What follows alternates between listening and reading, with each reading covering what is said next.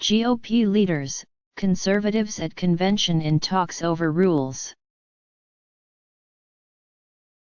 Top Republican officials and recalcitrant conservatives held closed-door talks Thursday in what some delegates said was an effort to head off a clash at next week's GOP National Convention that could embarrass the party. Among those involved in meetings were GOP Chairman Reince Priebus and Ken Cuccinelli, a leader of the Conservatives who was an advisor to the defunct presidential campaign of Texas Sr. Ted Cruz. Conservative convention delegates allied with Cuccinelli have proposed unbinding delegates so they would not have to back the candidates they were committed to by state primaries and caucuses. They are also seeking to bar lobbyists from serving on the 168-member Republican National Committee, the party's leadership from around the country, and to make other changes that could be seen as a slap at party leaders and have drawn their opposition. RNC leaders and campaign officials for presumptive nominee Donald Trump have long said they had the votes to turn back the conservatives' proposals, including efforts by delegates seeking to stop Trump from winning the party's nomination by letting delegates vote freely.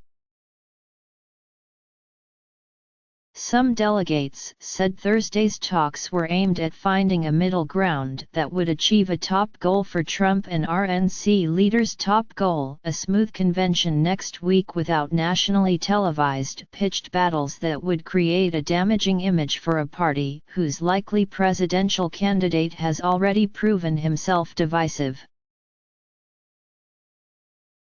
The delegates who described Thursday's negotiations spoke on condition of anonymity to describe private talks.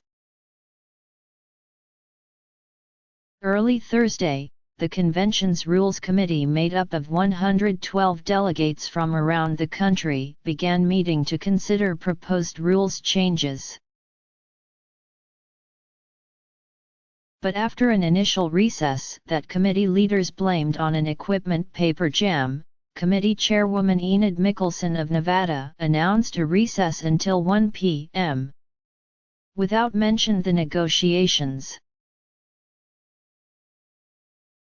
The meeting resumed in early afternoon with Mickelson saying the competing groups wanted to try to work out their differences.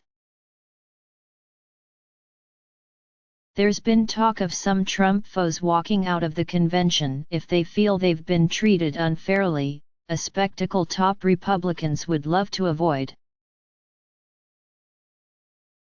Chains, whips, muzzles and tasers. Steve Dupre, an RNC member from New Hampshire, joked about how top Republicans have tried to calm the uprising. One leading plan by anti-Trump forces is by Kendall Unruh, a Colorado delegate, who would let the 2,472 delegates abandon the candidate they're supposed to support and instead vote their conscience. No one expects Unruh's proposal to win a majority on the 112-member Convention Rules Committee, which is heavy with top party officials. But Unruh has said she expects to win support from at least 28 of them, which under party rules means her plan would be brought to the full convention next Monday for a vote. If it is, it seems likely to lose.